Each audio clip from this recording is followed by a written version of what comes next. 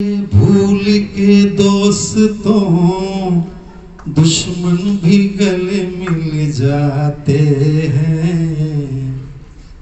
होली की हार्दिक शुभकामनाएं। हैप्पी होली।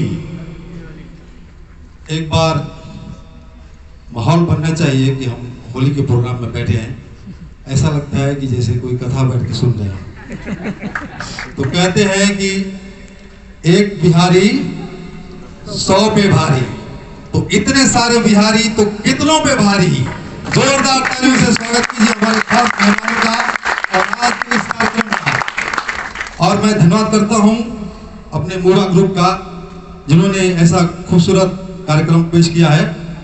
तो होली का प्रोग्राम है, तो चलिए शुरू करते हैं होली की बात। तो हमारे रंगून में हमेशा होली का कार्यक्रम होते रहता है। सब जुटते हैं एक जगह, होली मनाते हैं और बहुत खूबसूरत कैलाश पर्वत से देख रहे थे लाइव। यहाँ का रंगून का होली शिवजी पार्वती जी कैलाश पर्वत से लाइव देख रहे थे। होता है ना लाइव कैलाश पर्वत। हाँ, तो यहाँ क्या चल रहा था? कोई गा रहा था, कोई नाच रहा था, कोई खा रहा था, कोई पी रहा था। प्रोग्राम मस्त हो रहा था। तो अपने जो आयोजक हैं, अपने जो बड़े बड़े लोग हैं, वो भी सब उसमें थे। तो रंग सबको डाल देंगे। वो पानी का डब्बा होता है ना, उसमें रंग लगा के, उनके पास पिचकारी नहीं होती है। आप कभी भी महानुभावों को देखिए, पिचकारी कभी नहीं खेलेंगे, इनका डब्बा रहेगा। तो ऐसे डब्बा से खेल रहे थे, सबको रंग डाल रहे थे।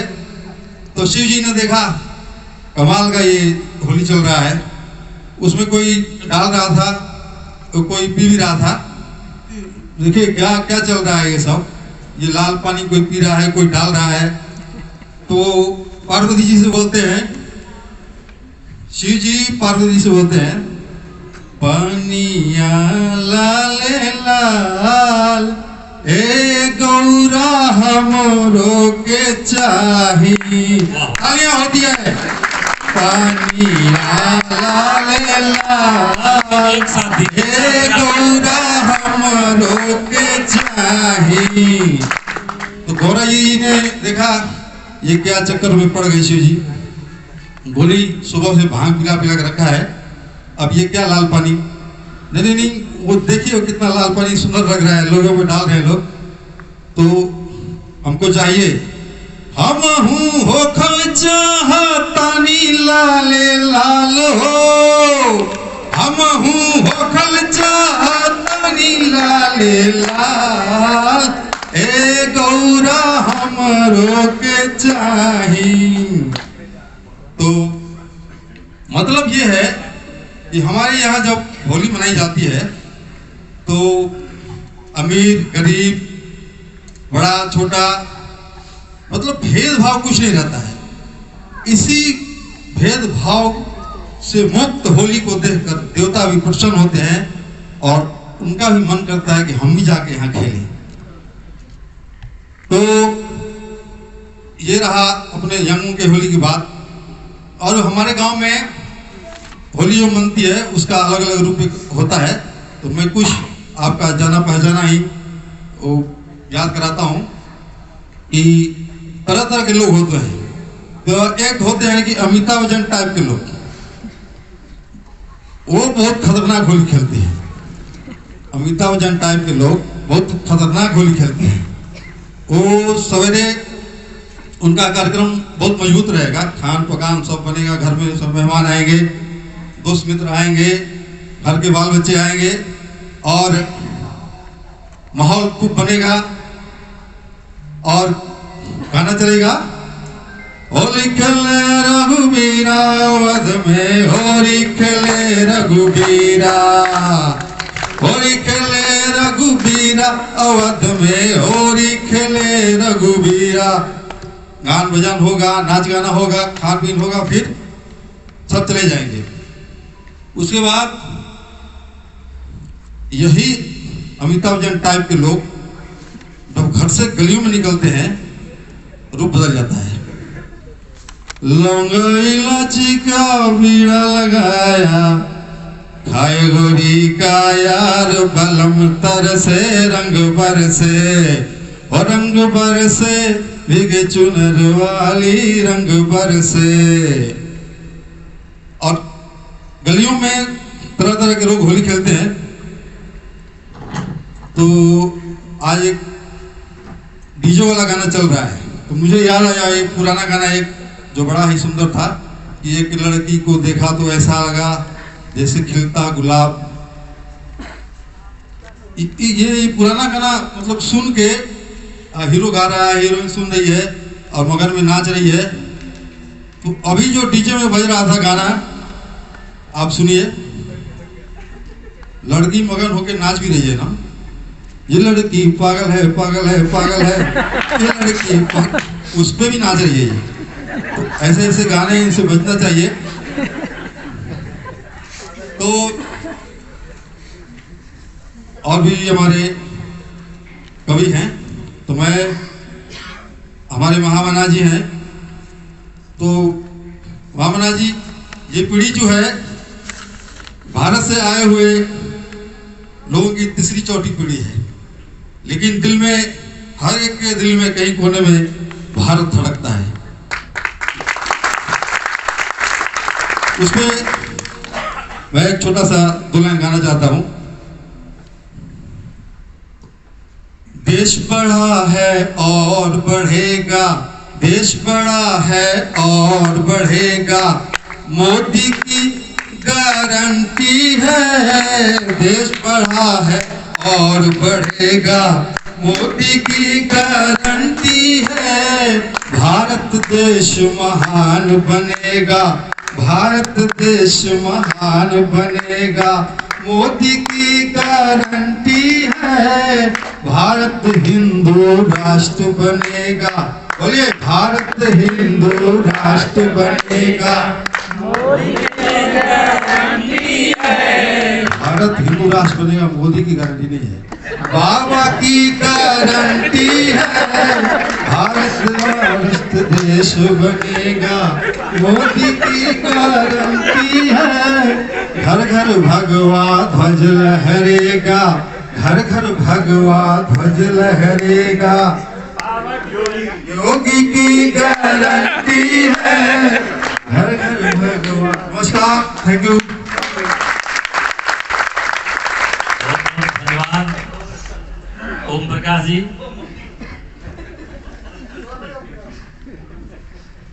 उस समय हिंदी पत्रिका सत्य ज्योति निकलता था, उसके संपादक हमारे पुराने प्रचारक श्री अनिरुद्ध यादव जी होते थे, उन्हीं के साथ मैं सहयोगी था। एक दिन मैंने जब साहित्य का काम चलता था, उसी में एक दिन एक वाक्य मेरे सामने आया, तो मैं अपने हिसाब से संस्कृत में था, हम लोगों को तो संस्कृत पढ़ने का मौका मिला नहीं, बल्कि हिंदी 4 क्लास तक पढ़ने को मिला है। तो मैं अपने ढंग से उस वाक्य का अर्थ लगा के जो अपने आसपास के लोग थे उनको समझाने लगा, कहने लगा। यादव जी तो जानते थे, वो तो ज्ञानी आदमी थे, पर हमें एक बार भी टोके नहीं कि इसका अर्थ तुम क्यों ऐसा बता रहा है। कई बार कई लोग आते तो हम थोड़ा उत्साह में लोगों के उस वाक्य को बोल करके और समझाते थे, पर यादव जी कभी भी टोका नहीं कि भाई तुम क्यों ऐसा बता रहा है। और उल्टा एक दिन हमको, मैं जो कह रहा था उसी अर्थ को उन्होंने कहा, हाँ यार आज जमाना ऐसा हो गया है कि इस अर्थ को जो तुम बता रहा है वही सही है, लोग इसी का आचरण करने लगे हैं। वो क्या वाक्य है मैं आपको बताता हूँ, आप भी समझिए और मैं कितना सही था या उसका अर्थ कितना सही है आप अपने आप अंदाजा लगाइए। मूर्खस्य औषध नास्ति, ये छोटा सा संस्कृत में, तो इसका अर्थ बाद में जब बताया लोगों ने तो ये होता है कि भाई मूर्ख लोगों की कोई दवा नहीं होती है, और मैं इसका उल्टा मूर्ख लोग औषध का नाश कर देते हैं ये बताता रहा सबको। मूर्ख लोग जो है मूर्खस्य औषध नास्ति, अपने समझ में यही आता था। तो यादव जी बोलते थे कि ना यार तू ठीक कर रहा है, मूर्ख लोग ठीक हो ना हो, लेकिन जो लोग हैं जो अवसर मिलता है उसका ही विनाश कर देते हैं। लोगों को अवसर दीजिए, पद दीजिए, काम करने के लिए उनके जिम्मेदारी दीजिए, वो उस काम को भी बिगाड़ देते हैं। तो जो तुम अर्थ लगाता है संस्कृत का वही सही है। इसी के साथ मैं अब कार्यक्रम को आगे बढ़ाने के लिए विजय शंकर जी को कहूँगा, बहुत जल्दी से कार्यों का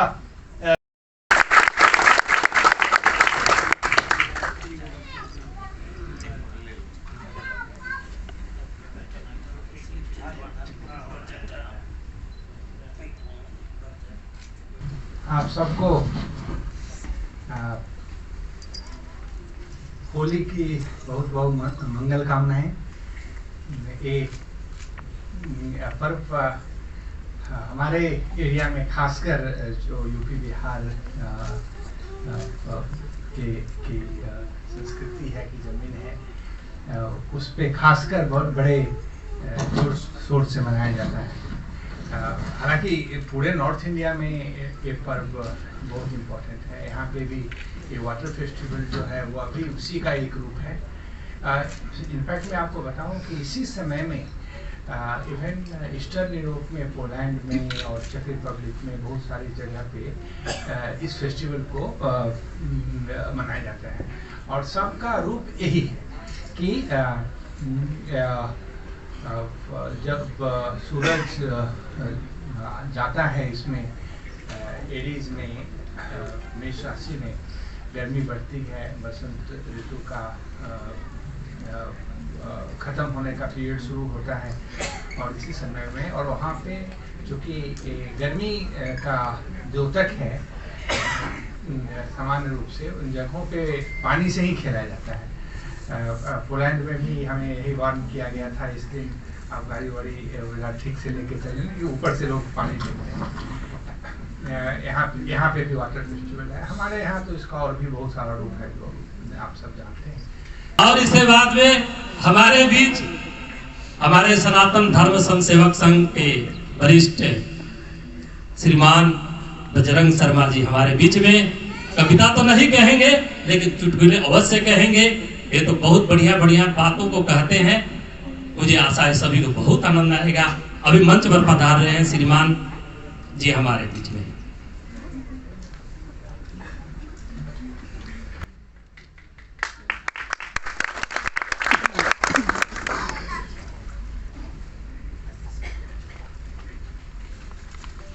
होली के शुभ अवसर पर सबको नमस्कार, प्रणाम और बहुत शुभकामनाएं। वर्षों बाद आज रंगून में ऐसे हंसने हंसाने का मौका मिला है। हम हंसना भूल ही गए। बहुत आभारी हूँ मैं भारतीय दूतावास की ओर से और हमारे महामहिम राजदूत श्री विनय कुमार जी को हार्दिक धन्यवाद देता हूँ कि ये अवसर मिला और हमारे हिंदू धर्म की जो संस्कृति, भारत की संस्कृति का यहाँ उदय हो रहा है। और महामहिम जी ने कहा तो मैं यही कहना चाहता हूँ कि भाई राजदूत तो आते हैं और अपने कर्म से वापस भी जाना होता है उनको। बाकी हमारे विनय कुमार जी ऐसे हैं कि बर्मा देश में जितने भी हम हिंदू भाई हैं उसके हर दिल में बसे हुए हैं, हम कभी भूल नहीं पाएंगे। सिर्फ राजदूत ही नहीं है, और सच कह रहा हूँ ये धर्मदूत है। मेरा एक अवसर मिला था जियावाड़ी से रंगून इनके सानिध्य में आने का और बहुत कुछ मेरे को सीखने मिला और उसके लिए मैं बहुत बहुत आभारी हूँ। होली का अवसर है ना, तो हंसना हंसाना और व्यंग होना है ना, ये तो इसका अंग है। ओम प्रकाश जी ने उसके लिए कहा कि भाई मोदी जी के बारे में है ना, तो मोदी जी के बारे में इसकी चर्चा हुई बिहार में, पटना में, और वहाँ लालू प्रसाद जी थे है ना। तो मोदी जी ने इतना बढ़िया काम किया, पूरे भारत में शौचालय बनाए और जगह जगह भूर भूर प्रशंसा हो रही थी। और लालू प्रसाद जी बोले बेकार में बनाया, फालतू पैसा खर्चा किया, देश की गाड़ी कमाई खत्म करी इसने। बोलता क्यों? बोलता न खाता है न खाने देता है, तो इस शौचालय का क्या काम है? तो व्यंग तो जी, चाहे मोदी जी हो चाहे किसी की हो, व्यंग्यकार तो किसी को। ये कार्यक्रम हो रहा है, यूपी बिहार भारत का एक ऐसा देश है, सारे अवतार वही हुए, रामचंद्र जी, कृष्ण जी, भगवान महावीर स्वामी, और वहाँ की लीलाएं, प्रचार, मतलब गुरु नानक देव जी का, चैतन्य महाप्रभु का, एक से एक भजन वाले, एक से वहाँ पर में भक्ति भाव यूपी और बिहार में है। सारे अवतार वही हुए हैं, और कलयुगी अवतार भी मैं बोल रहा हूँ वही होगा। क्यों? अभी तक सुधरे नहीं वहां के लोग। अवतार भी मैं उम्मीद करता हूँ कि वही वो सुधर जाए, है ना। एक बिहारी सब पर भारी, मैं नहीं चाहता भाई अनेक बिहारी और हम सब पर और कितने भारी होंगे भाई, अभी तो छुट्टी करो हमारे। तो साहब ऐसे ही नौ दंपति जब उम्र हो गई 50-55 की, तो बोली कि भाई है जी आपा भी हनीमून पर चला, हनीमून करा। तो चलो भाई, कहाँ चले? चलो वृंदावन जाते हैं, काशी जाते हैं, मथुरा। अरे बहुत चले गए, वहां नहीं जाना, रोमांटिक जगह में जाना है। भाई रोमांटिक जगह कहाँ है? तो चलते हैं भाई गोवा, गोवा जाते हैं, समुद्र के किनारे में बैठेंगे, वहाँ सब मंदिर है, चर्च है, सब घूमेंगे। तो क्रमशः वो एक चर्च में गए। जो चर्च में गए, जो जीसस क्राइस्ट की मूर्ति लगी हुई थी दीवार पर, है ना, और पत्नी ने जाके जीसस क्राइस्ट के चरणों में धोख खाया। पति ने कहा जिंदगी में मेरे कभी धोख नहीं खाया, चरणों में नहीं गिरी, और तू जीसस क्राइस्ट को धोख खा ली। बोला धोख खाना है क्या जी? लटक जाओ, धोख खा लूंगा। भाई चलो बाहर गए तो एक कुआं दिखा, है ना। कुआं की वहां की एक मान्यता थी कि जो भी कोई वहां मन की इच्छा से मांगे उसकी इच्छा पूरी होती है। तो पति ने जाकर के कुएं के सामने में एकदम हृदय से, सच्चे दिल से मानता मानी, तो आ गया। फिर पत्नी गई कुएं के पास। पत्नी जैसे भी गई, वो एकदम से फिसल के कुएं में गिर गई। भाग के गया। अरे मान्यता तो बहुत सच्ची होती है, बहुत सच्ची मान्यता होती है। तो मर गई, ले गए शमशान में, फूंक मांग दिया, बैठे, एक तो कब शराब वराब पी, है ना, और रात को आंधी तूफान बारिश सब, तो ऊपर देख कर पहुंच गई लगता ऊपर।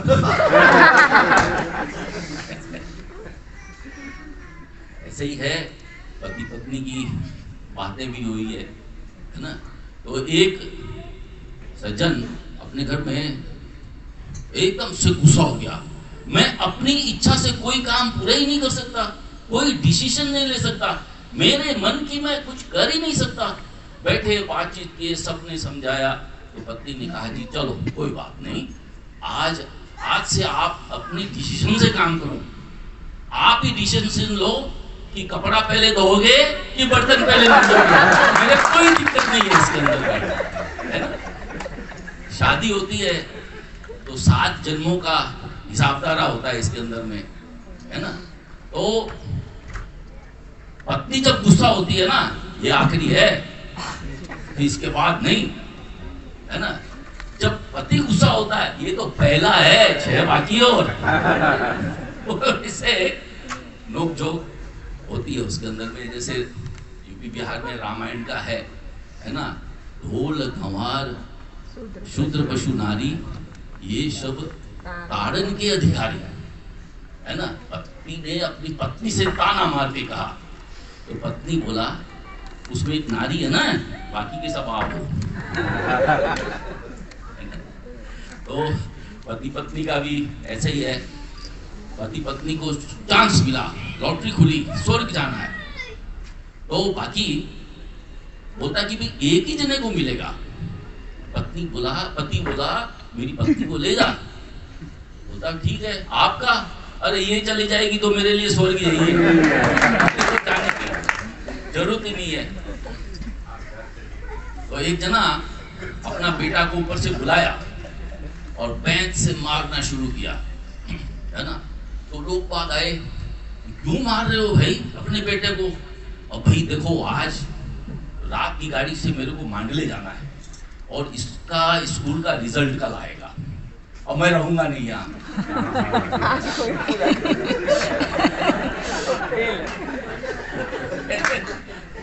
तो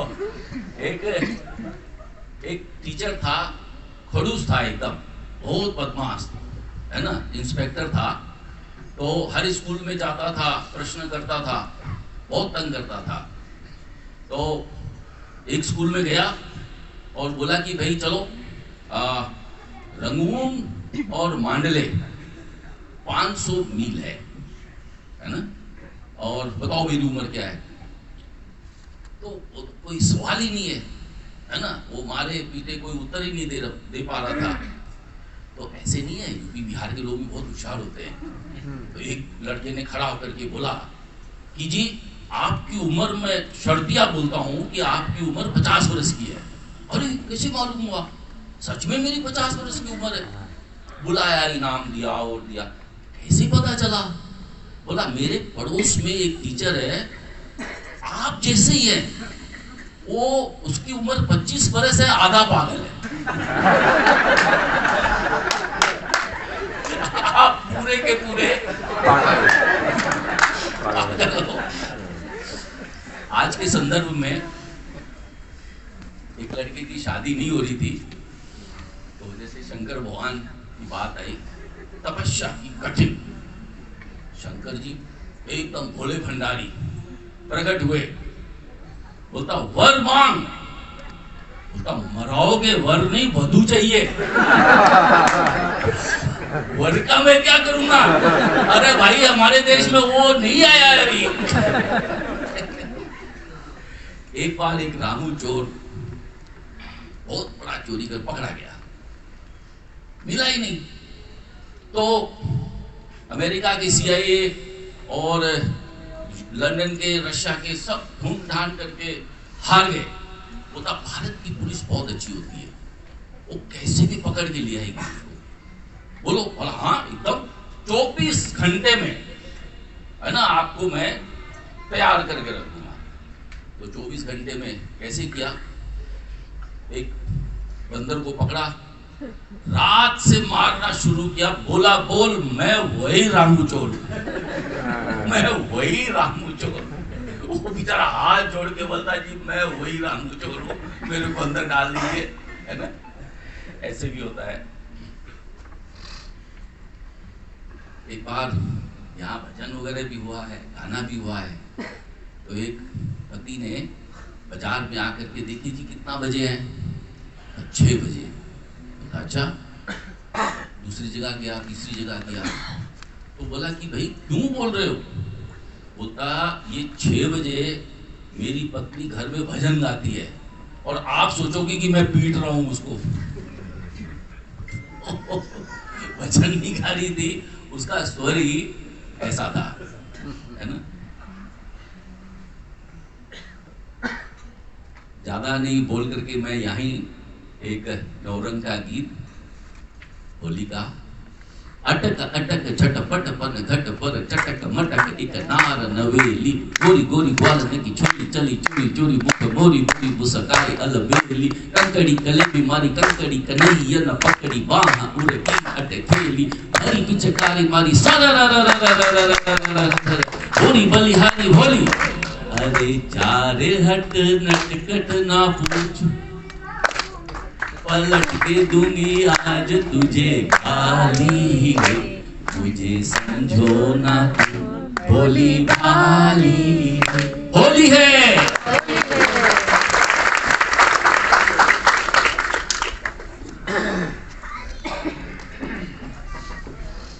धन्यवाद। बहुत सुंदर चुटकुले।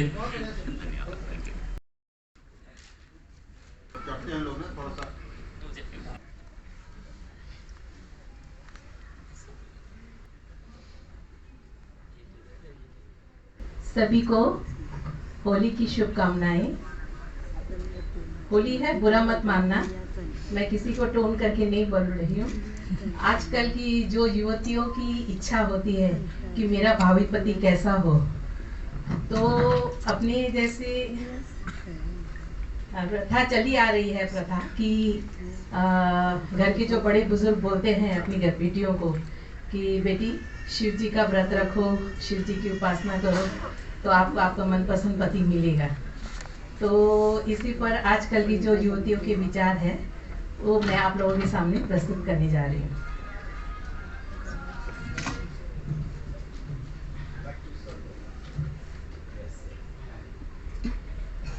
मुझको ऐसा दुल्हा देना भोला भंडारी, मुझको ऐसा दुल्हा देना भोला भंडारी, पत्नी सेवा की लगी हो,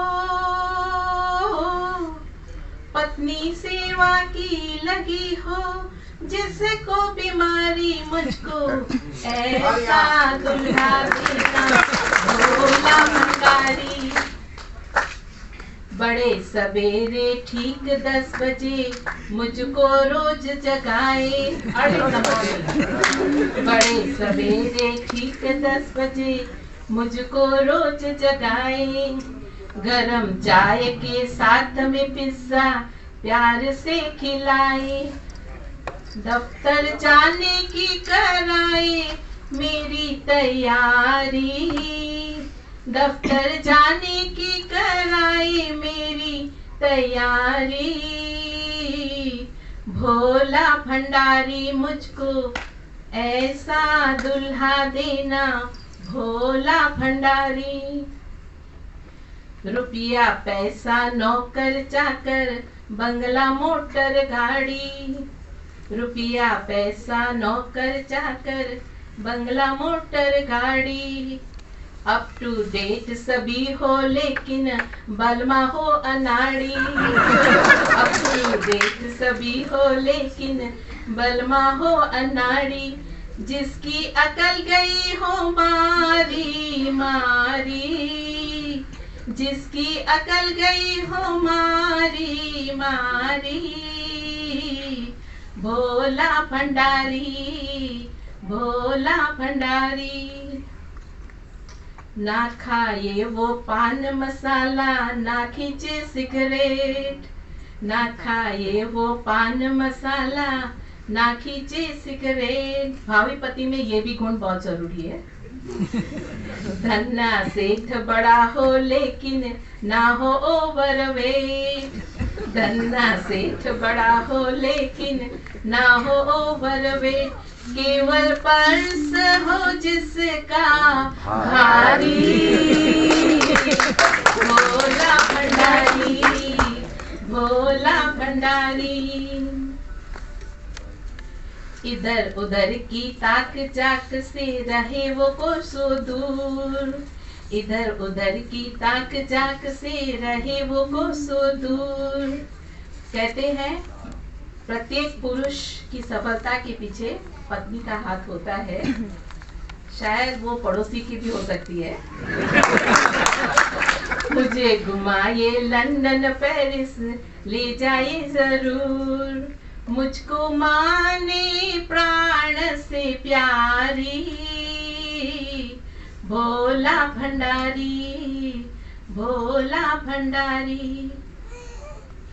रुतबा ऐसा जिसके आके दुनिया शीश झुकाए, रुतबा ऐसा जिसके आगे दुनिया शीश झुकाए, उसका शीश मगर मेरे सामने झुक जाए, खाए मुझसे मात करारी, भोला भंडारी भोला भंडारी। मैं अखबार पढ़ूं बर्तन धो झाड़ू लगाए, मैं अखबार पढ़ूं तो बर्तन धो झाड़ू लगाए, किटी पार्टी जाऊं मैं तो बच्चों को नहलाए, किटी पार्टी जाऊं मैं वो बच्चों को नहलाए, मंडी से लाए तरकारी भोला भंडारी, भोला भंडारी, मेरी उसमें उसकी मुझ में हो बसती हो जान, मेरी उसमें उसकी मुझ में हो बसती हो जान, मैं उसकी दीपिका और वो मेरा रणवीर, मैं उसकी दीपिका और वो मेरा रणवीर, भाड़ में जाए दुनिया सारी भोला भंडारी, भोला भंडारी, मुझको ऐसा दुल्हा देना भोला भंडारी, भोला भंडारी। इन सारे तथ्यों से मैं खुलासा करना चाहती हूँ कि भविष्य में कभी लड़की की शादी हो तो कूटनीति इस्तेमाल नहीं करनी पड़े। कूटनीति का अर्थ है पति को खूब कूटो मगर रोने मत दो। बुरा मत मानना, होली है।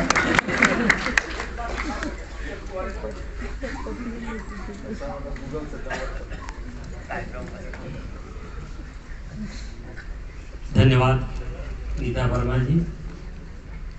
आज ये लगा कि हमारे भोले भंडारी जो दीदी का विलासा है सबको पूरा कर दे। इस होली के शुभ अवसर पर भोले भंडारी सब नारियों की इच्छा पूरा कर दे।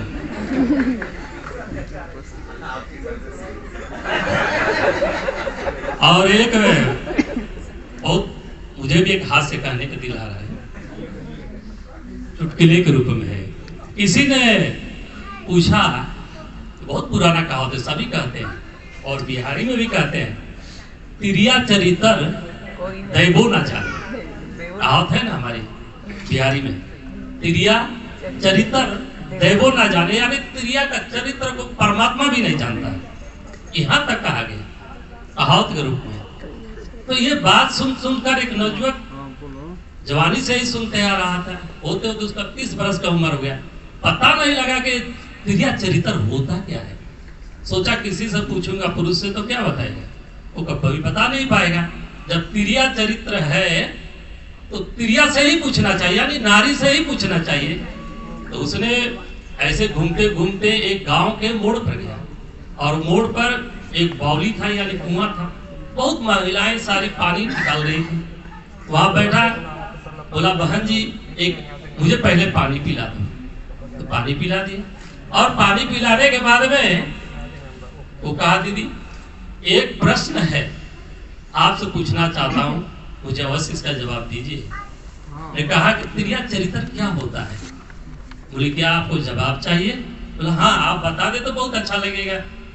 जब से होश संभाला है तब से सुनते आज तक समझ में नहीं आया। वो तो पूरा पानी का घड़ा भर ली थी और बोली अभी बताता। हल्ला कर दिया, गांव वालों को चिल्ला दिया, देखो देखो ये कुछ गलत व्यवहार करने वाला, कुछ ऐसा आवाज लगाया। ये घबरा गया बेचारा। ने दीदी मैं आपसे तिरिया चरित्र पूछ रहा था, ये क्या कर रहे हो आप?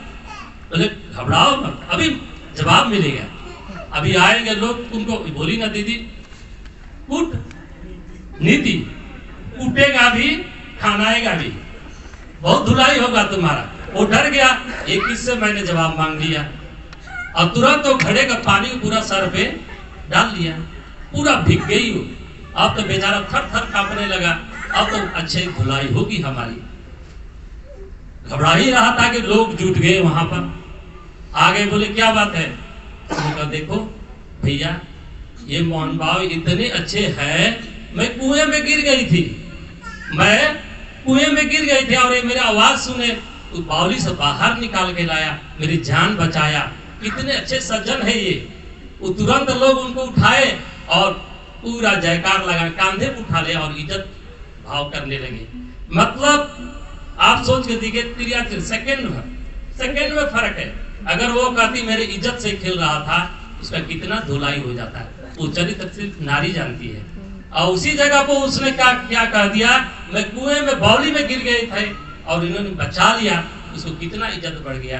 इसलिए महान भावों, पुरुषों, आपको सावधान करता हूं कि चिड़िया चरित्र कभी समझने का प्रयास मत करना। होली है भाई, बुरा ना मानो, होली है।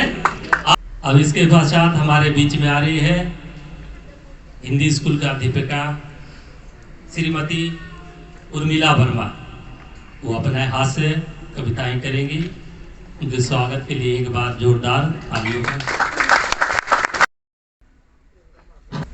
बादल कब बरसेंगे, बादल कब बरसेंगे, ये मौसम विभाग वाले बता देते हैं। बादल कब बरसेंगे, ये मौसम विभाग वाले बता देते हैं। पर बीबी कब बरसेगी, ये इनका बाप भी नहीं बता सकता। कोई भी बुरा बोले तो, कोई भी बुरा बोले तो लंबी सांस लो, लंबी सांस लो, फिर उसे भर भर के गाली दो। अगर कोई आदमी नित्य में मुस्कुरा रहा है तो समझ जाओ कि वो सपने में अपनी पत्नी को मायके छोड़कर आया है। विवाहित पुरुषों का कोई लाइफस्टाइल नहीं होता, विवाहित पुरुषों का तो कोई लाइफस्टाइल नहीं होता, वो तो बेचारा लाइफस्टाइल में ही जीना पड़ता है। कोयल ने कौवे से पूछा, कोयल ने कौवे से पूछा, अभी तक क्यों नहीं, कोयल ने कौवे से पूछा, अभी तक शादी क्यों नहीं की। कौवा बोला, बिना शादी के तो जिंदगी में इतनी काव है, फिर शादी के बाद क्या होगा। मित्र 2 प्रकार के होते हैं जी। एक वो जो सुदामा को भी अपना मित्र बना लेते हैं, और दूसरा वो जो अच्छे खासे को भी उसके पास खाते खाते सुदामा बना देता है। जहां तक हो सके हंसते रहो, हंसते रहो।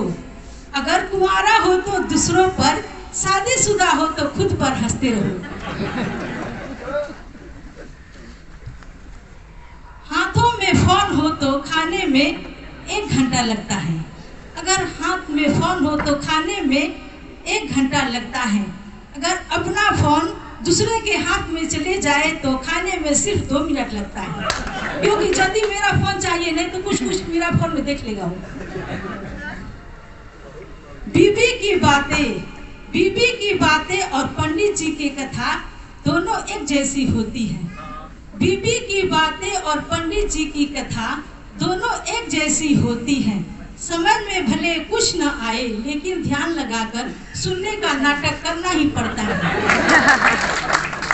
जब कोई बात बिगड़ जाए, जब कोई मुश्किल पड़ जाए, तो दूसरों पर इल्जाम लगाए और फिर वहां से खिसक जाए।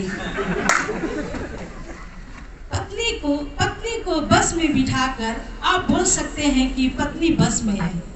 पत्नी को बस में बिठाकर आप बोल सकते हैं कि पत्नी मेरे बस में है, दूसरा कोई उपाय नहीं है। होली है भाई, होली है। होली के दिन सबको पता होता है कि आज होली है, और एक दूसरे से मिलते ही बोलते हैं कि होली है, होली है, होली है।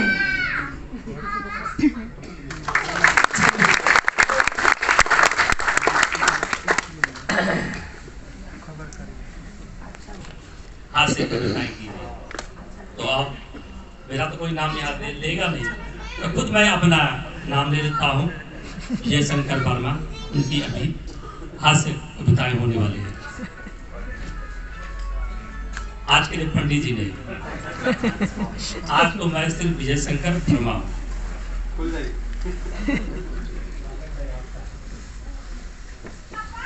देखिए, ये फागुन का महीना आता है तो सभी की शादियों का सीजन चलने लगता है। और हमारे बिहार प्रांत हो या कोई भी प्रांत हो, बहुत जोड़ तोड़ से शादियां होती है। तो मैंने एक नोट किया, पहले के विषय कुछ और था, आज का विषय और कुछ है। आज मेरी कविता यह है, कहाँ हो गया वो दिन, यानी क्या हो गया वो दिन।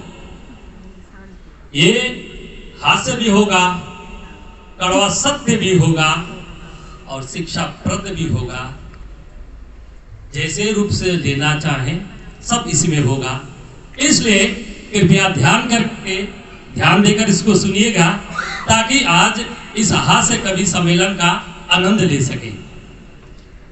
तो क्या कह रहा था मैं कि फागुन का महीना जब आता है तो हमारे सभी का शादी का सीजन चलने लगता है, लगन चलने लगती है, शादियां होने लगती है, दिन बार धरा जाता है। तो एक देखता हूं कि आज से बहुत वर्षों पहले जब शादी होती थी उस समय का माहौल और आज का माहौल में क्या फर्क है, उस पर 2 लाइन। पहले शादियों में घर के औरत खाना बनाती थी, सत्य है जी, सत्य है ना। बुआ, दादी, मामी जो भी आती थी उसको हम लोग क्या कहते थे भोजपुरी में, नेता रही। जो बुलाया जाता था 1 महीना पहले से ही बुलाया जाता था कि मेरे बेटे का शादी, आइएगा। बुआ लोग आ जाएगी, मौसी लोग आ जाएगी, मामी लोग आ जाएगी और क्या करेगी, पूरा उसका व्यवस्था बनाएगी। तो कहा जाता है, उसमें 2 लाइन लिखा है, पहले शादियों में घर के औरतें खाना बनाती थी, औरतें मतलब सब आ गई, और नाचने वाले, शादी का माहौल है तो नाच होगा, और नाचने वाले बाहर से आती थी। जितने नाच गाना होता था बाहर से आती थी। लेकिन आज खाना बनाने वाले बाहर से आते हैं। खाना बनाने वाले कहाँ से आते हैं? बाहर से आते हैं, और घर वाले नाचते हैं। बुरा ना मानो, होली है। ये 2024 नहीं, 2014 से ही चालू हो गया है सब। और इसके बाद पहले घर के लोग बाहर दरवाजे पर एक आदमी रखा करते, क्योंकि चोरी ना हो जाए। पहले घर के लोग बाहर दरवाजे पर एक आदमी तैनात करते थे, कोई कुत्ता घर में ना घुस जाए इसलिए। आज दरवाजे पर कुत्ता तैनात करते हैं, क्यों? ताकि कोई आदमी घर में घुस न जाए। अगर मजा आए तो ताली बजाइएगा। ऐसे हास्य कवि सम्मेलन में कोई ताली नहीं बजाता है तो दूसरे जीवन में परमात्मा को ताली बजाने वाला बना देते हैं। अगर समझ में आ जाए तो हास्य। अब 2 प्रकार के श्रोता होते हैं, एक तो होते हैं तुरंत समझते हैं और वहीं पर हंस लेते हैं, ताली बजा लेते हैं, और एक थोड़ा ऐसा भी श्रोता होता है जो समझते हैं लेकिन घर में जाकर ताली भी बजाएंगे और हंसेंगे भी। तो आप सोचिए किस श्रेणी के श्रोता हैं। और एक आजकल का जमाने के मुताबिक, पहले जो आदमी साइकिल चलाता था, पहले जो लोग साइकिल चलाकर कहीं कहीं जाते थे, पहले जो आदमी साइकिल चलाता था वो आदमी गरीब समझा जाता था, क्योंकि बाइक वाला जाएगा तो लगेगा मैं गरीब हूँ, फिर गाड़ी वाला जाएगा लगेगा उससे मैं गरीब हूँ। तो पहले जो आदमी साइकिल चलाता था वो आदमी गरीब समझा जाता था, और आज आदमी कार से जिम जाता है। आज आदमी कार से जिम जाता है और वहां साइकिल चलाता है। क्यों? गजब ये दुनिया, गजब तेरी खेल, ये मुझको समझ में नहीं आती। आदमी कार चलाकर जिम तो जाता है, फिर वहां पर साइकिल चलाता है तो उसका तबीयत ठीक रहे। क्या जमाना आ गया। यह क्या महत्वपूर्ण बदलाव है, यह क्या महत्वपूर्ण बदलाव है। वाह रे मानो तेरा क्या स्वभाव है। इंसान लाश को हाथ लगाता है तो नहाता है। इंसान मैयत में जाता है, लाश को हाथ लगा देता है तो नहाता है, लेकिन पर बेजुबान जी को मारकर भी खा जाता है। वाह रे दुनिया गजब तेरी खेल। एक मंदिर और मस्जिद क्या गजब जगह है। मंदिर और मस्जिद क्या गजब की जगह है दोस्तों। गरीब बाहर भीख मांगता है और अमीर भीतर मंदिर के अंदर भीख मांगता है। तो एक छोटी सी उदाहरण, एक सेठ जी थे, मंदिर में गए, पूजा किए, पुजारी को दान दक्षिणा दिए, भगवान का दर्शन किए, फिर सीढ़ियों से उतरे, अपने कार में बैठने ही जा रहे थे, तुरंत देखा कि मैंने इतने भिखारियों को लूट के गड्डी निकाल के सबको हाथ में कुछ कुछ पैसा थमाया। थोड़ा देखिए उन लोग का चेहरे क्या बन रहा है। तो भिखारी तो देखे किसी को 5 का मिला, किसी को 10 का मिला, किसी को कम मिला, तो कुछ खास बदलाव नहीं आए। यही सोच रहे थे, तभी अचानक देखते हैं एक मामूली इंसान उसी मंदिर से निकल के सीढ़ियों से उतर रहा है और सभी भिखारियों के हाथ में कुछ दे रहा है और सारा भिखारी हंस रहे हैं। आश्चर्य हो गया, ये तो मुझसे बहुत गरीब है, ये तो दफ्तर में काम करने वाला, महीना पाने वाला, पगार पाने वाला इंसान, और मैं सेठ, मेरा ड्राइवर है, मेरी कंपनी है, मैं पैसा रोज देता हूँ, ये लोग इतना खुशी नहीं दिखाए, और ये क्या दे रहा है कि भिखारी सब हंस रहे हैं। अब वो गाड़ी में नहीं गया, रुक गया, उसको दिल में अभिलाषा प्रकट हुई कि मैं पूछूंगा क्या दे रहा है। जब वो गरीब नहीं था, मामूली साधारण इंसान था, जब आया तो सेठ जी रुक के, ठहरो नौजवान ठहरो। सेठ जी पूछने लगे, बताओ तूने, मैंने सबको इतना धन दिया, ये चेहरा किसी को भिखारी को ऐसा नहीं बना। आप जब उतर रहे थे सीढ़ियों से तो सब हंस रहे थे, क्या दे दिया तूने? बोला सेठ जी मैं क्या दे सकता हूँ, मैं तो पगार पाने वाला मामूली इंसान, मेरे पास कुछ नहीं है, जो भी था भगवान के थाल में चढ़ा, कुछ नहीं था, फिर भी सारे हाथ पसारे थे। तो मैंने सोचा जब कुछ नहीं दे सकता, जब हाथ पसारे, मैंने उनके हाथों अपने हाथों से खुजली कर दी, और जिसको खुजलाओ तो हंसेगा। इसलिए सेठ जी मैं पैसा नहीं दिया, मेरे खुजली करने से वो लोग हंस रहे थे हथेलियों पर। तब इससे क्या हमें समझ में आता है, धन सब कुछ नहीं होता। हम अगर चाहें तो इंसान को बहुत छोटे मामले, अब छोटे से भी हम उनको खुशी और हंसी दे सकते हैं। जिस प्रकार से आज हम यह प्रोग्राम करके सभी खुशी और आनंदित हो रहे हैं। और एक विशेष बात, क्योंकि मैंने शादी के माहौल पे ही कुछ लिखा था, ये देखा जाए, ये भी उस समय से इस समय में क्या बदलाव हटा गया। बारात में दूल्हा सबसे पीछे, सही है ना, दूल्हा कभी आगे नहीं जाता है, सबसे पीछे जाएगा या बीच में जाएगा। बारात में दूल्हा सबसे पीछे और दुनिया आगे चलती है, उनके जितने दोस्त मित्र जो भी होंगे सब आगे आगे चलेंगे, दूल्हा बीच में होगा या पीछे होगा। मैयत में जनाजा यानी अर्थी आगे, दुनिया पीछे चलती है, और मैयत में जनाजा के पीछे दुनिया पीछे चलती है। आप लोग देखा होगा, यानी दुनिया खुशी में आगे और दुख में पीछे होती है।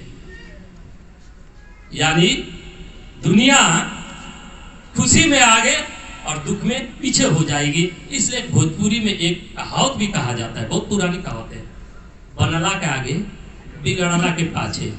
बनेगा आप तो ना सब आगे आगे आपको साथ देंगे, अगर बिगड़ा तो सब छोड़ के भाग जाएंगे। तो इस पर मैं थोड़ा ये लिखा था।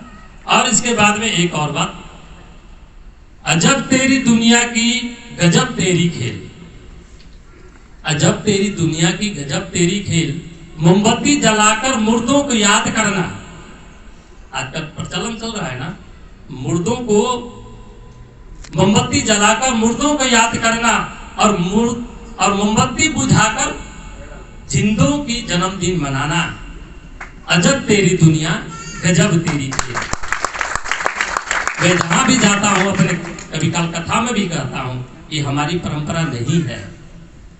आज हास्य सम्मेलन है, फिर बहुत हंस ले, कुछ तो ले जाना भी जरूरी है, इसलिए मैं बात बोल रहा हूँ कि वहाँ बोले कि पंडित जी, तो पंडित जी को थोड़ा कुछ ऐसा विचार भी दे रहा हूँ हास्य के साथ साथ। तो हमें ये प्रचलन बदल देना चाहिए, हम दिया बुझाने वाला नहीं, दिया जलाने वाले हैं। इसलिए अपनी परंपराओं को जब भी मनाएं तो दिया जला कर मनाएं, अपने जीवन को प्रकाशित करें, अंधकार में न ढकें। अब मेरे व्यवसाय से संबंधित एक लाइन, सभी जानते हैं मैं सोना चांदी, हमारे आशीष कंधोई जी हमेशा बोलते हैं बी एस शंकर जी सोने चांदी वाली है। तो मेरी दुकान में जो बिक्री होती है, पायल हजारों रुपयों में आती है, पायल हजारों रुपये में आती है, फिर भी पैरों में पहने जाती है। पायल हजारों रुपयों में आती है, फिर भी पैरों में पहने जाती है। बिंदी बिंदी 1 रुपये में आती है, मगर माथे पर सजाई जाती है। इसलिए कीमत मायने नहीं रखती, इसलिए कीमत मायने नहीं रखती, उसका कृत्य मायने रखता है। वो किस विचार, किस भाव से, कहां उसका सदुपयोग, उसका मायने रखता है। इसलिए कीमत मायने नहीं रखती, उसके कृत्य मायने रखता है। एक किताब घर में पढ़ी, एक किताब घर में पढ़ी, गीता, रामायण, कुरान आपस में नहीं लड़ते। कभी सुना है क्या? एक जगह पर सजा कर रखे हैं सारे और लड़ते हैं? कभी नहीं। और उनको लिए जो लड़ते हैं वो उसको कभी नहीं पढ़ते। अंत में एक है, नमक की तरह कड़वा ज्ञान देने वाले की सच्चा मित्र होता है। नमक की तरह कड़वा ज्ञान देने वाला ही सच्चा मित्र होता है। मीठी बातें करने वाले तो चापलूस ही होते हैं।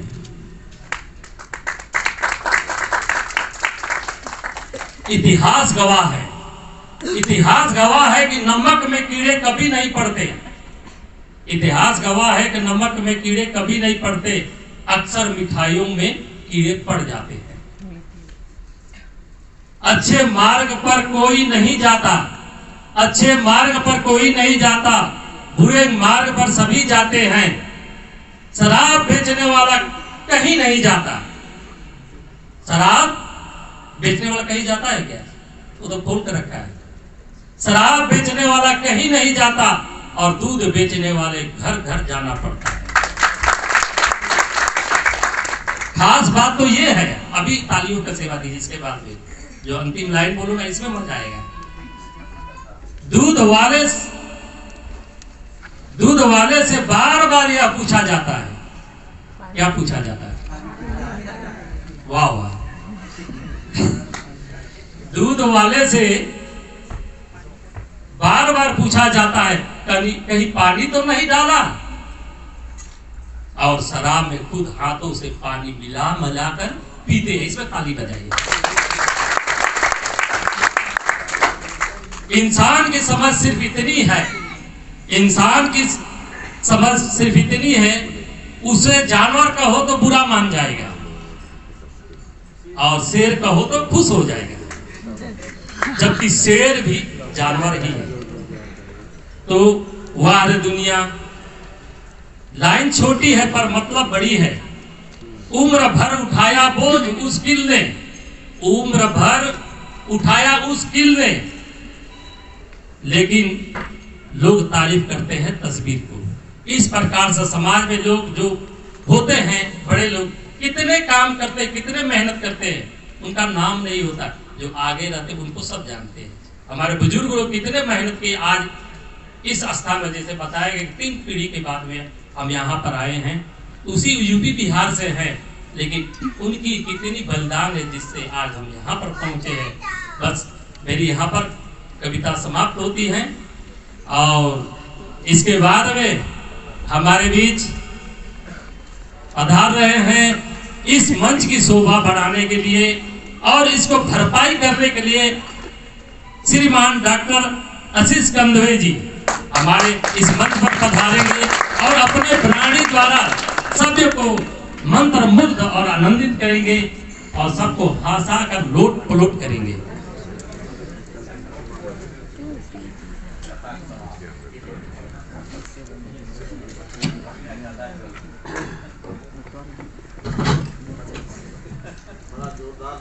बहुत जोरदार है। पहले बोले जोड़ और तोड़, जोड़ तोड़ करेंगे, अब बोलते हैं लोट और पोट। समस्या ये नहीं है, समस्या ये है कि इन्होंने मुझे स्त्री के संबोधन से नहीं बुलाया, यही खासियत है बस आज। नहीं तो कई बार स्त्रियों को पुरुष संबोधन से बुलाते हैं और पुरुषों को स्त्री। और एक चीज और है, इनकी बातों से मैं बड़ा प्रभावित हुआ। अरे हाथ पे ऐसे ऐसे करना खुजली करना नहीं होता है, गुदगुदी करना होता है। खुजली कुछ और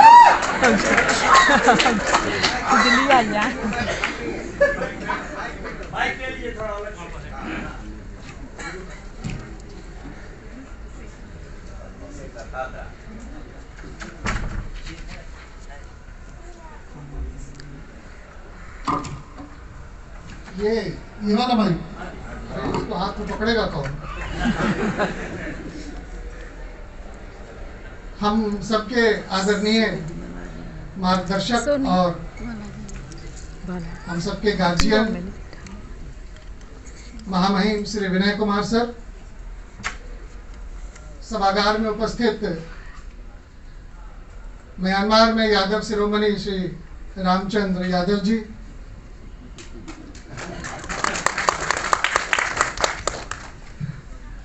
देखिए ताली बजाने का मन करे तो कंजूसी मत कीजिए।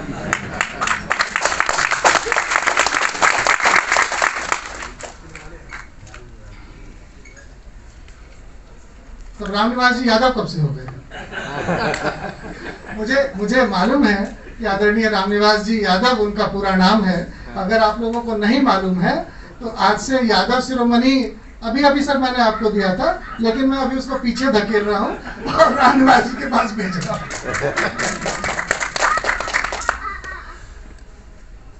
आदरणीय मैडम, आपकी उपस्थिति हम सबके लिए गौरवान्वित करने वाली है। मनोज पांडे जी, हमारे काउंसलर जनरल साहब, सितुए से सता के दबा के भगा दिए गए हैं और आजकल हमारे शरण में बैठे हैं। आज जो आप लोग गुजिया खाएंगे वो सितुए के सौंदर्य से है, सौजन्य से है, उसके लिए भी आप लोग तालियां बजाएं।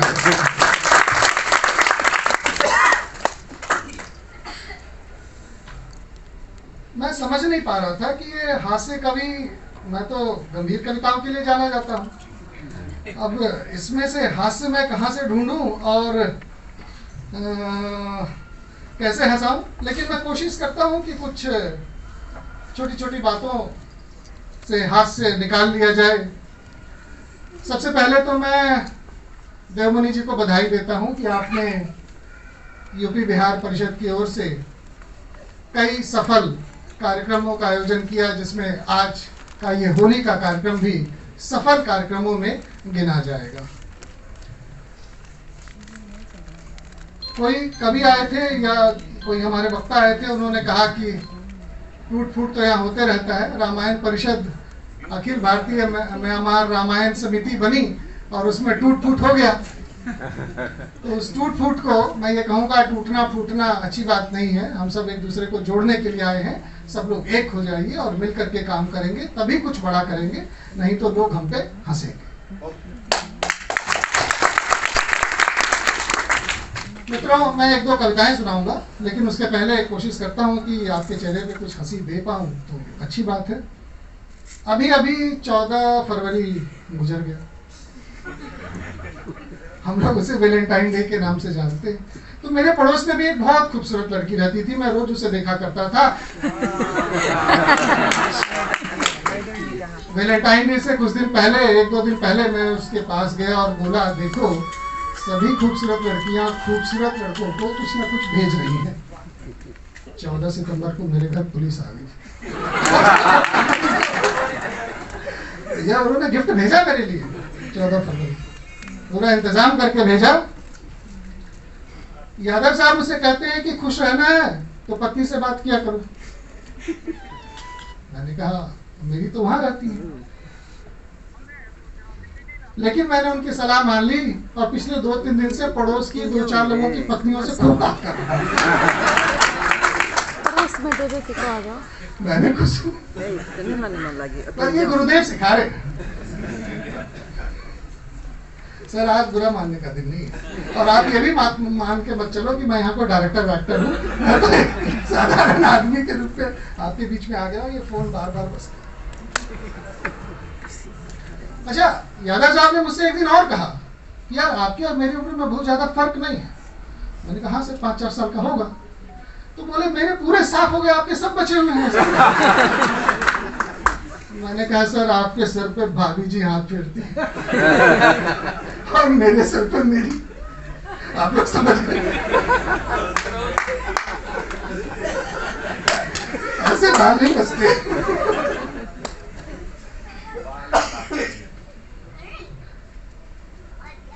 अच्छा, आप सब लोग जानते हैं हम लोग बिहार यूपी वाले हैं। हम लोग पूरी बात सुनते हैं, उसके बाद रिएक्ट करते हैं। बिना पूरी बात सुने हुए अपना निर्णय नहीं सुनाते हैं। अब एक दिन क्या हुआ, पटना में हमारे घर पे कई लोग आ गए और आते ही सीधा पिताजी से टकरा गए। पिताजी ने पूछा, भाई क्या बात है? बोले अंकल जी मोहल्ले में स्विमिंग पूल बना रहे हैं। बोले अच्छा, बहुत अच्छी बात है, तो तुम भी, आप भी इसके लिए कुछ योगदान कर दीजिए। पिताजी ने कहा क्यों नहीं, बैठिए। 5 मिनट बैठने के बाद वो 2 बाल्टी पानी ले आए।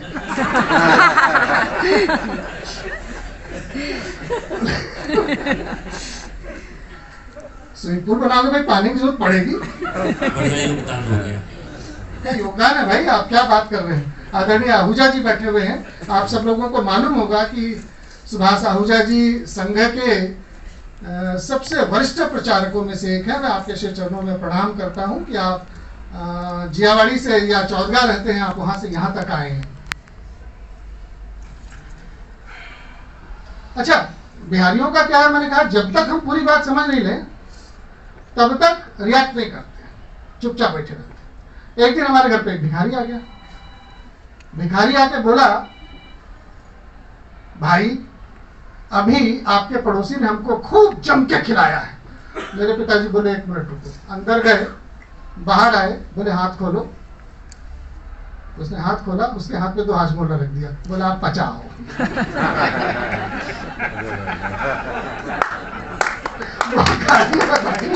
अब पचाओ। अच्छा, मेरे चाचा जी तो मेरे पिताजी के भी बाप थे इस मामले। एक बार 3-4 समाज के सभ्य लोग आ गए, रामनिवास जी जैसे। बोले भाई, शर्मा जी भी साथ थे उनके। हम लोग मोहल्ले में, अपने इलाके में एक अनाथ आश्रम बना रहे हैं, आपसे सहयोग अपेक्षित है। मेरे चाचा जी मुस्कुराए, बोले पप्पू मुन्ना दोनों बाहर आओ।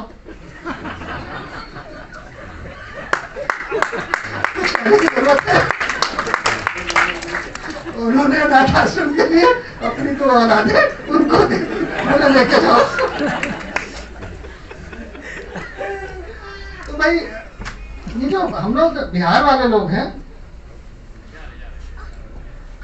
बहुत सेंसिटिव होते हैं, बहुत समझदारी से निर्णय करते हैं। एक बार एक पति पत्नी पटना के बोरिंग रोड के एक बहुत बड़े मॉल से बाहर निकल रहे थे। बाहर एक यंग सा भिखारी खड़ा था। बोला, पति पत्नी में से पत्नी की तरफ देखकर, इस अंधे भिखारी को कुछ दे दो। आपका हुस्न तो सारे पटना पे भारी है।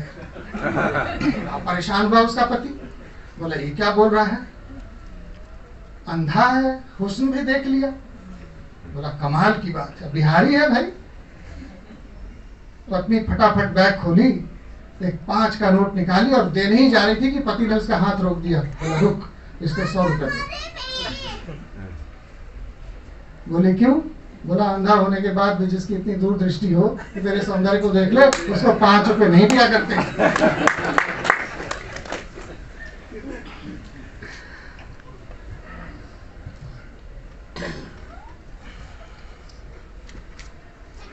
बाद मैं कविता सुनाना ये सब चुटकुले तो चलता ही रहता है, लेकिन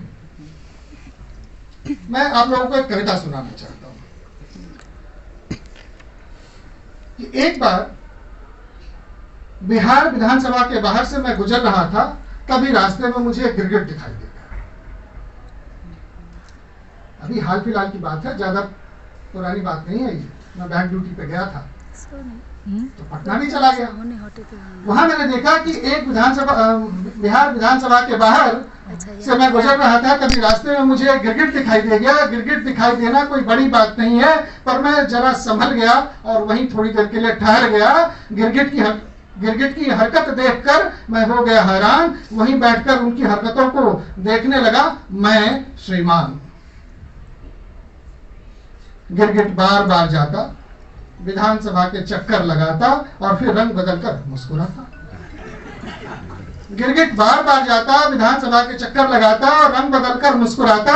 उसकी इस हरकत को देखकर मैंने उसे किया नमस्कार और पूछा, क्या हाल चाल है सरकार? नमस्कार का जवाब देते हुए गिरगिट ने भी मुझसे पूछा, आप कौन? मैंने कहा, साधारण जनता। गिरगिट ने कहा, विधानसभा के बाहर क्यों खड़े हो? नेता बनने की सोच रहे हो या फिर किसी मामले में फंसे हो? मैंने कहा, ऐसा कुछ भी नहीं है गिरगिट सरकार, मैं तो रंग बदलने की प्रक्रिया के बारे में आपसे जानना चाहता था। इस प्रश्न का उत्तर आपसे आजमाना चाहता था। मेरा प्रश्न सिर्फ इतना है, दल बदलू नेता और गिरगिट के रंग बदलने में अंतर कितना है? मेरा प्रश्न सिर्फ इतना है कि दल बदलू नेता और गिरगिट के रंग बदलने में अंतर कितना है? मेरे प्रश्न पूछते ही गिरगिट भड़क गया। मेरे प्रश्न पूछते ही गिरगिट भड़क गया। गिरगिट के शरीर का रंग बदल गया, आंखों में खून उतर गया। फिर भी संयम रखते हुए गिरगिट बोला, भाई आप बड़े भोले हैं, चलो आज माफ किया, पर आगे से याद रखना, गिरगिट से ऐसे प्रश्न करना भी पाप है। रंग बदलने के मामले में नीतीश कुमार गिरगिट का भी पाप है।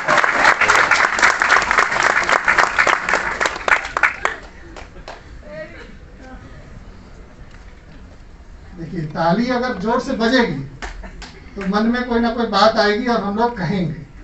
मैं इस तरह की कविताएं बिल्कुल नहीं लिखता हूं, लेकिन कहा देवमुनि जी रिहर्सल करवा रहे थे, बोले कविता सुनाइए। बड़ा कठिन, अब कोई रिहर्सल में किसी को कैसे हंसाए? कोई हम लोग स्टेज परफॉर्मर तो है नहीं, लेकिन उस दिन की तैयारी ने आज कुछ अच्छा रंग जमाया और कुछ लोगों ने बहुत अच्छा सुनाया। मैं इसी कड़ी में एक और हल्की फुल्की रचना आपको सुनाता हूं। ये होली है, वैलेंटाइन डे के बाद आता है, इश्क मोहब्बत की बात होती है और रंगून में आम का सीजन भी शुरू हो जाता है। अब इन सब को मिला जुला करके कविता कैसे बन सकती है, ये देखिए कि यहाँ जो आम मिलता है उसको क्या कहते हैं रामनिवासी? सेंटिनल। इसको हम लोग, उसका नाम हिंदी में मैंने दे दिया गुलाब खस, क्योंकि वो सेंटिनल से फिट नहीं होगा। गुलाब खस हो या फिर लंगड़ा, मोहब्बत के मैंगो शेक में हमेशा लगती है यह, हमेशा लगाती है यह दुनिया कोई ना कोई अड़ंगा। आइए मिलकर जिंदगी को शेक करते हैं, इश्क को माध्यम बना, इश्क को मध्यम आंच पर बेक करते हैं, फिर कुछ कोकोनट कुकीज और सेक के साथ जीवन के नए सपने बुन लेना। थोड़ा मैं चलूं थोड़ा तुम चल लेना, लॉकडाउन अब खुल गया है, कोई डर नहीं है, मेट्रो की सीढ़ियों पे तुम मुझसे मिल लेना। आप लोग दिल्ली गए होंगे, दिल्ली में मेट्रो की सीढ़ियां जो हैं वो शहर के व्यस्ततम इलाकों में से सबसे शांत इलाका माना जाता है, जहां दो आदमी बैठकर अपने मन की बात करता है। तुम ही मेरी जिंदगी की एक्सीलेटर ब्रेक हो, pizza pastry burger chocolate cake हो, तुम्हारे इश्क से मेरे जीवन में ट्रीट है, वरना प्रेम की सड़कें सूनी और खाली स्ट्रीट है। वरना प्रेम की सड़कें सूनी और खाली स्ट्रीट है। डार्लिंग हमारी मोहब्बत का क्या अपडेट है? किस दिन मिलना है? डेट पर चलने का कब फिक्स हुआ? डेट है महबूब मेरे लिए, महबूब जिस दिन हम मिलेंगे, डार्क चॉकलेट खाकर फिर गुलाब की तरह खिलेंगे। शुद्ध गाय के दूध में इलायची डालकर बनारसी लगड़े का मैंगो शेक पिएंगे। ठहरा हुआ इश्क जब मिलकर मुस्कुराएगा, तू प्यार का सागर है गीत जब गुनगुनाएगा। देखना फिर जिंदगी कितनी हसीन हो जाएगी। असंख्य परेशानियों के बाद भी दुनिया खूब भाएगी। और मिलकर काम करते हैं एक ने, अपने इश्क का नाम ही रख देते हैं मैंगो शेक। मैं सिर्फ इसलिए कहना चाहता हूँ कि यंगून की गलियों में भी बहुत खतरा है, लेकिन आम यहाँ बहुत स्वादिष्ट मिलता है। उसका आनंद लीजिए और कम से कम बोलिए, अपने घर में सुरक्षित रहिए। बच्चों के बारे में तो बताना ही आजकल पाप है, वरना पता नहीं क्या हो जाए, किसी को नहीं मालूम। एक छोटी सी कविता, चूंकि बहुत समय हो गया है, हमारे महजर साहब ने आज बहुत समय दिया है हम लोगों के बीच में। एक सांकेतिक कविता होती है। गजल गीत में नहीं सुनाऊंगा, मैं मूलतः गजल ही लिखता रहा हूँ, हिंदी गजल का आदमी हूँ। और मेरी गजलों पे सौभाग्य से भारत के कुछ बड़े विश्वविद्यालयों में पीएचडी का कार्य चल रहा है, पर वो गंभीर विषय है सब। एक इशारे की कविता से अपनी वाणी को विराम देता हूँ कि ऊपर भी बहुत लोग बैठे, ऊपर वाले ताली बजाते हैं कि नहीं, या फ्री में सुन रहे हैं? अरे जोर से मेरे 3-4 आदमी बजा रहे हैं भाई। ये पूरी की पूरी कविता 4 पंक्ति की कविता है, अभी अशोक भाई ने सुनी थी, उनको याद भी हो गया था। आप इशारा देखिएगा, और इशारा अगर समझ आ जाए तो आज मुस्कुराते हुए, गुजिया खाते हुए, सबको होली की शुभकामनाएं देते हुए अपने अपने घर जाइएगा। कि तुम कहती हो तुम्हें बारिश पसंद है, तुम कहती हो तुम्हें बारिश पसंद है, लेकिन जब बारिश होती है तो तुम छतरी खोल लेती हो। तुम कहती हो तुम्हें बारिश पसंद है, लेकिन जब बारिश होती है तो तुम छतरी खोल लेती हो। तुम कहती हो तुम्हें सूरज पसंद है, लेकिन जब सूरज चमकता है तो तुम छाया ढूंढती हो। तुम कहती हो तुम्हें हवा पसंद है, लेकिन जब हवा चलती है तो तुम खिड़कियां बंद कर देती हो। इसलिए मुझे तुमसे डर लगता है जब तुम कहती हो मुझे तुम।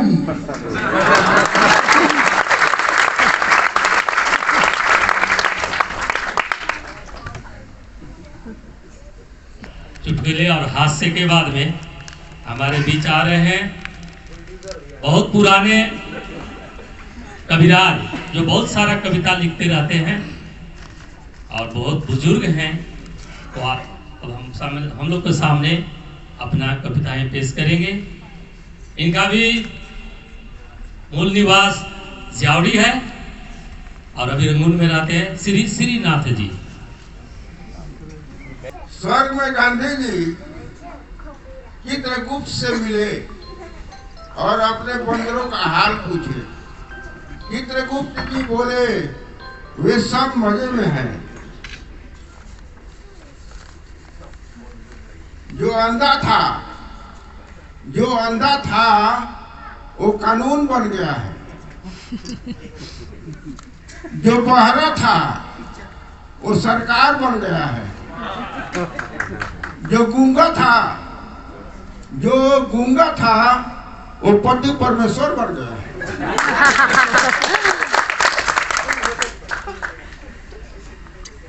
अगर लोगों के दिलों में जिंदा रहना चाहते हो तो जितना हो सके उतना उधार मांगो, और जब पैसा कुछ अधिक हो जाए तो देश छोड़कर भाग जाओ।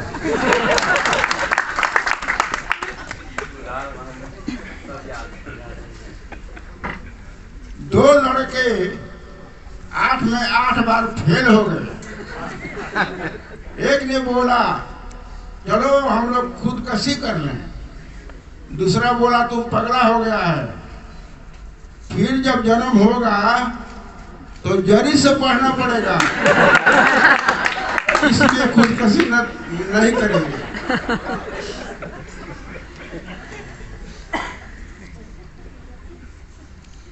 एक मास्टर जी अपने क्लास में पूछे कि विटामिन सी किस पदार्थ में ज्यादा होता है। एक लड़का ने बोला मरिचा में।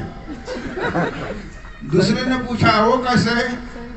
वो बोला जो भी मिर्चा खाता है सी सी करने लगता है, इसलिए उसमें विटामिन सी ज्यादा है।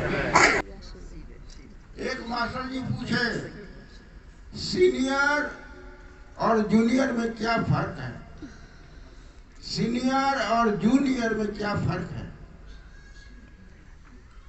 तब एक लड़का ने बोला जो समुद्र के पास जिसका घर होता है उसे सीनियर कहते हैं, और जिसका घर जू के पास में होता है उसे जूनियर कहते हैं। मास्टर जी वही एक मास्टर जी बोले दुनिया के सबसे घातक और सबसे खतरनाक 2 हथियार का नाम बताओ। दुनिया का सबसे घातक और सबसे खतरनाक 2 हथियार का नाम बताओ। एक लड़के ने बोला कि पहला जो है उसका मैं खोज जब किया तो मुझे ये मिला बीवी के आंसू, बीवी के आंसू, और दूसरे का ये मिला कि पड़ोसन की मुस्कान। अब आखिरी बात है, सच्चा प्यार वो नहीं है, सच्चा प्यार वो नहीं है जो दिल तोड़ दे, सच्चा प्यार वो होता है जो पलंग तोड़ दे।